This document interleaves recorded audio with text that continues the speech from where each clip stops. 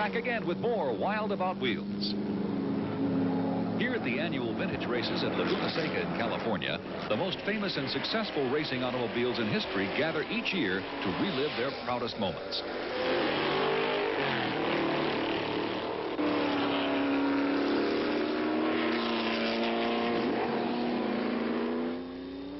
This car, believe it or not, represents a whole revolutionary chapter in auto racing's history of innovations. This is an Allard. Before people like Carroll Shelby and Briggs Cunningham began building hybrid sports cars, mating European chassis and coachwork with heavy-hitting American drivetrains, Sidney Allard produced several variations of the car that bore his name.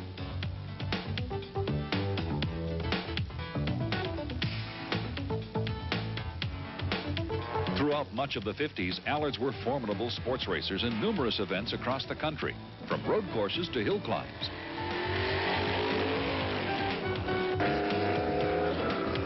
These were exciting times in American motorsports history, as the country was catching on to the thrills of racing light, agile, stylish two-seaters after decades of driving larger and heavier automobiles.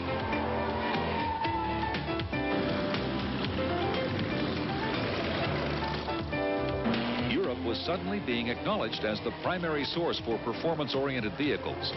And the notion that an American engine could add even more exhilarating speeds to the small displacement sports cars competing in Europe was quite a seductive proposition.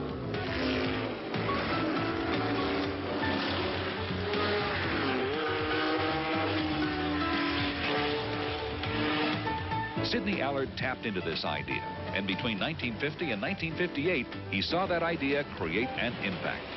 Their long string of victories belied the rather unsophisticated configuration that Allards displayed. The simple chassis suspension layout was powered by a wide variety of engines in the short production history of the car. The first ones had Ford side-valve V8s. There were Cadillac and Chrysler-powered Allards, too.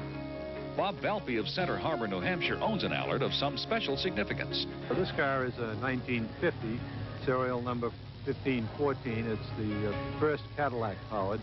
It was owned and raced by Tommy Cole first, who was a very successful East Coast driver, won Bridgehampton.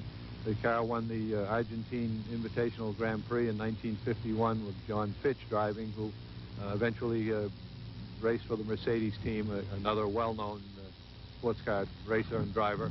The car was found about 8 years ago in a barn in a true basket case, and we, over a period of about a year, restored it as it raced in 1950, which is what you see here now.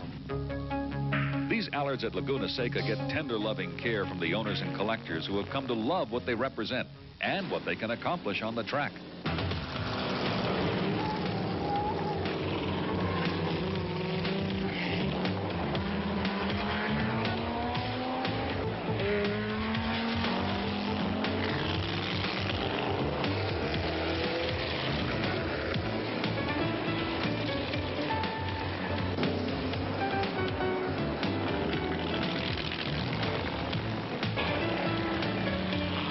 Sidney Allard's creations eventually raced head-on into the fierce realities of the sports car marketplace. They were comparatively expensive in their day and had to compete in the showrooms against Jaguar and Mercedes-Benz.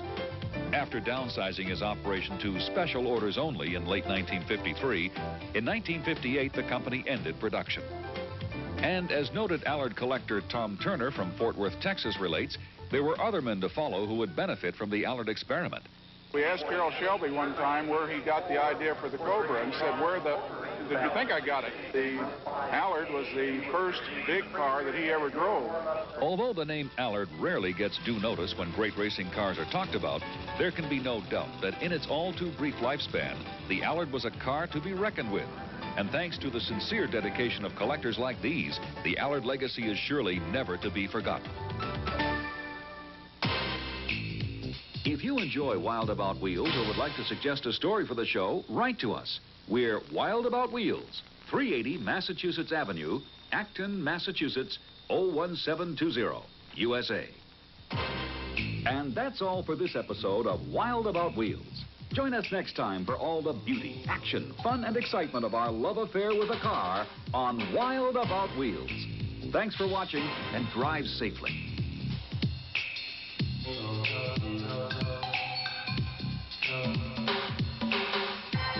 world is changing fast. Technology is advancing by leaps and bounds. Keep up with the breakthroughs that transform our lives as the Discovery Channel goes beyond 2000. Next,